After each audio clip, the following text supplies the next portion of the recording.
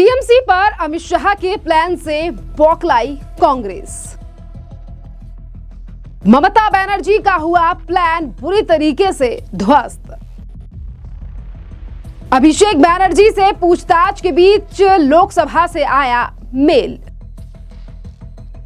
बंगाल में टीएमसी के 20 से ज्यादा सांसद अब एनसीपीआई में विलय होने की बात कर चुके हैं और इसी पूरे मामले पर यह कहा जा रहा है कि ममता बनर्जी की टीएमसी अब तितर बितर हो चुकी है और ममता बनर्जी का जो प्लान था वो पूरी तरीके से फेल हो गया है। जहां एक तरफ ममता बनर्जी के 20 से ज्यादा सांसद ममता बनर्जी को छोड़कर अब एनसीपीआई में समर्थन देने की बात कर चुके हैं, विलय होने की बात कर चुके हैं, तो वहीं दूसरी तरफ अब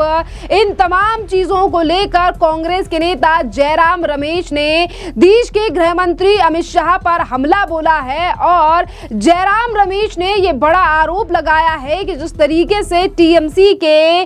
20 से ज्यादा सांसद अब एनसीपीआई में विलय हो चुके हैं तो ये लोकतंत्र पर हमला है और ये तमाम चीजें गृह मंत्री अमित शाह के द्वारा की गई हैं जो कि गलत है और लोकतंत्र पर हमला किया जा रहा है। आप देख रहे हैं कि किस तरीके से ये लंबा चौड़ा पोस्ट कर जयराम रमेश ने गृह मंत्री अमित शाह के ऊपर हमला बोला है और ये आरोप लगाया है कि ये जो भी टीएमसी के 20 सांसदों ने आज एनसीपीआई को ज्वाइन किया है ये अमित शाह का मास्टरमाइंड प्लान है। लेकिन इसी के साथ साथ आपके लिए बता दें कि जिस तरीके से ये 20 सांसद अब टीएमसी से अलग होकर अब एनसीपीआई में जा मिले हैं तो यहां पर गृह मंत्री अमित शाह के ऊपर कांग्रेस की जो अब लगातार बौखलाहट सामने आ रही है, पर वहीं दूसरी तरफ राजनीतिक विश्लेषकों का यह भी कहना है कि 20 में से 20 सांसद यानी कि 2/3 से ज्यादा कानूनी रूप से विलय कर रहे हैं और ये एंटी डिफेक्शन लॉ का प्रावधान लागू इन पर नहीं होता है, यानी कि दल बदल का जो कानून है वो इन लोगों के ऊपर लागू नहीं होगा और यहाँ पर ये लोग अगर एनसीपीआई में विलय हो रहे हैं तो उसका झटका किस तरीके से कांग्रेस पार्टी को भी लग रहा है और कांग्रेस पार्टी आज लगातार देश के गृह मंत्री अमित शाह पर हमलावर है। कांग्रेस जो 10 साल से ज्यादा इंडिया गठबंधन का जोड़ तोड़ कर रही है, कभी इधर जाती है कभी कोई पार्टी चली जाती है, आज वही पार्टी नैतिकता की बात कर रही है। वहीं आपके लिए बता दें कि ममता बनर्जी की लगातार मुश्किलें बंगाल में बढ़ रही हैं और इसीलिए बढ़ रही हैं क्योंकि एक तरफ अभिषेक बनर्जी के ऊपर लगातार मुश्किलें आ रही हैं, एक के बाद एक एजेंसी उनसे पूछताछ कर रही है, तो वहीं दूसरी तरफ ममता बनर्जी के अब एक एक कर हर नेता ममता बनर्जी को छोड़कर जा रहा है और ममता बनर्जी के गुट में अब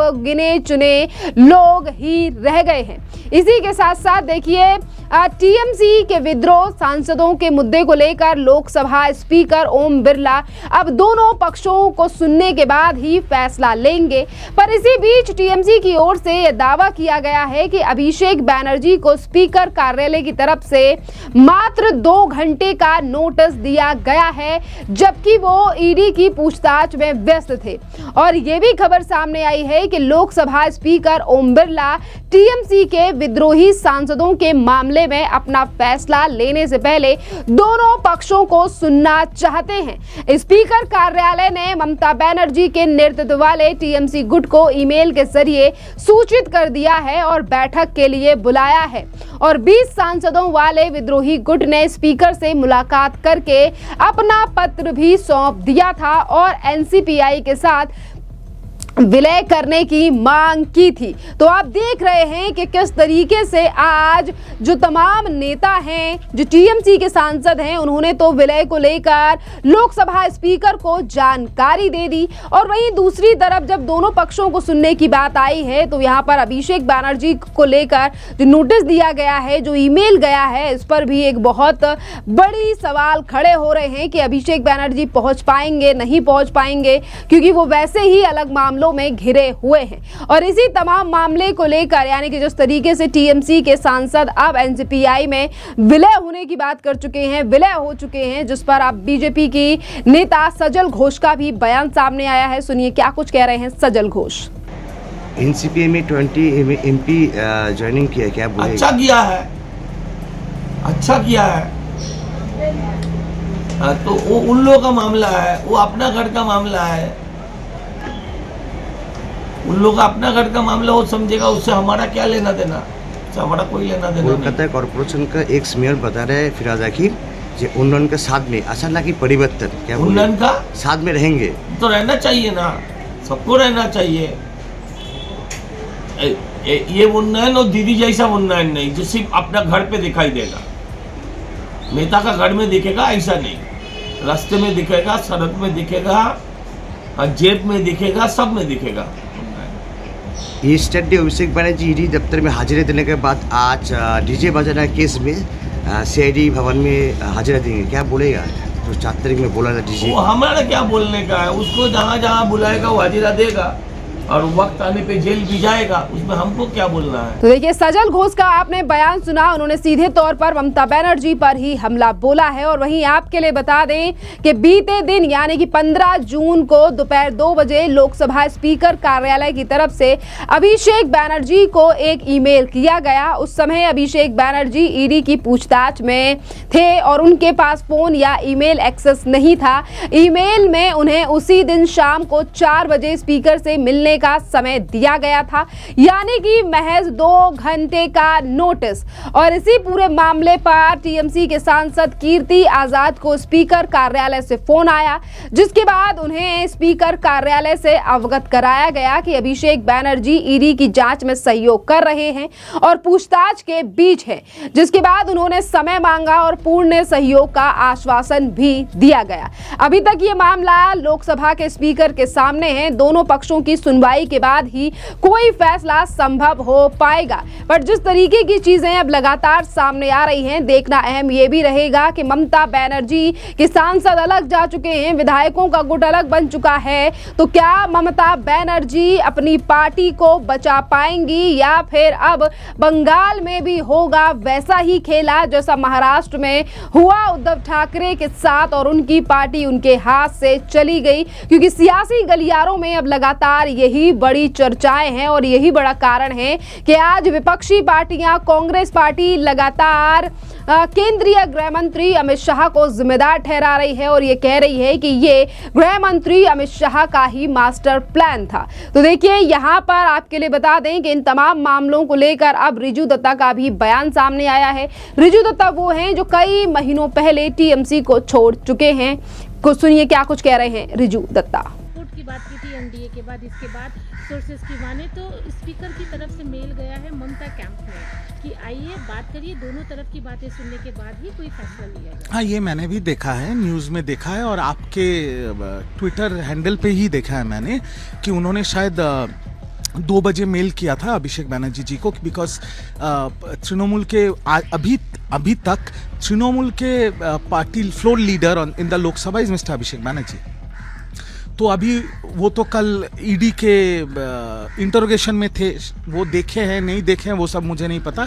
बट जितना मुझे पता है कि speaker, honourable speaker of Lok Sabha, उन्होंने कहा है कि दोनों तरफ को हम बुलाएंगे और दोनों तरफ का बात करके फिर हम तय करेंगे। अभी 20 सांसद चले गए हैं एनसीपीआई में, बट उसी गुट से ये खबर आ रहा है कि NCPI is a temporary arrangement.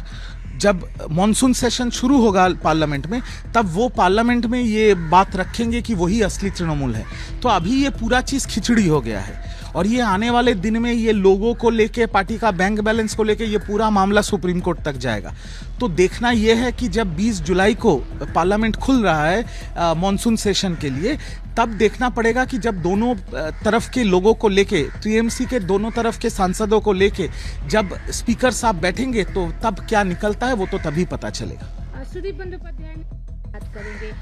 जो भी होगा वो देखा जाएगा बात पे। तो अभी ये लेकिन मुद्दा है कि लोगों किसके पास जाए। देखिए, आपको एक चीज समझना पड़ेगा, ये जो 20 सांसद हैं इन्होंने ये चले गए हैं एनसीपीआई में, मर्ज कर लिए हैं। अब जब आप एक दूसरे पार्टी में मर्ज करते हैं, जितना मुझे खबर है और जितना मुझे बात करके कुछ सीनियर लॉयर्स से पता चला है, अगर आप किसी और पार्टी में चले जाते हैं तो आपको लोगों से आपको कोई मतलब ही नहीं है। पर यह भी सुनने में आ रहा है कि जब पार्लियामेंट सेशन खुलेगा तब ये जो गुट है, जो बागी गुट है, जो अभी एनसीपीआई में गए हैं, ये लोग पार्लियामेंट के फ्लोर पे स्पीकर साहब के सामने ये प्रस्ताव रखेंगे कि हम असली तृणमूल कांग्रेस है। अब स्पीकर साहब तय करेंगे। और रहा बात विधानसभा का, विधानसभा में जो 64-65 विधायक तृणमूल को छोड़ के बागी बने हैं, इन लोगों ने बोल दिया कि ये एनसीपीआई के साथ नहीं जा रहे हैं। तो फिर से मैं वही बोल रहा हूँ कि ये पूरा बहुत कॉम्प्लिकेटेड कानूनी एक चीज़ हो चुका है और पूरा खिचड़ी हो चुका है। आने वाले दिन में लोकसभा के स्पीकर वो क्या बोलते हैं, वो क्या सिद्धांत पे आते हैं, और ये पूरा मामला, मैं आपको गारंटी के साथ बोल रहा हूँ, ये पूरा मामला सुप्रीम कोर्ट में जाएगा और चलेगा सालों साल। पर इसमें फ़ायदा भारतीय जनता पार्टी और एनडीए का है, क्योंकि ना इनको सांसदों को अपनी पार्टी में शामिल करने की ज़रूरत है और एनडीए को सपोर्ट भी मिल रहा है, क्योंकि भाजपा का टारगेट है 362 सीट, एनडीए का टारगेट है 362 सीट, क्योंकि बहुत महत्वपूर्ण बिल अभी आने वाले हैं पार्लियामेंट में, देश के हित में, देश के जनता के हित में, और वो पास कराना है। तो उसके लिए टारगेट है 362। तो भाजपा के लिए और एनडीए के लिए ये विन विन सिचुएशन है। और बाकी तृणमूल कांग्रेस के अंदर जो दो गुट बन चुके हैं, संसद में हो या विधानसभा में हो, ये सब मामला पूरा खिचड़ी हो चुका है। ये सब जाएगा कोर्ट तक। अभी बात करें अगर एनसीपीआई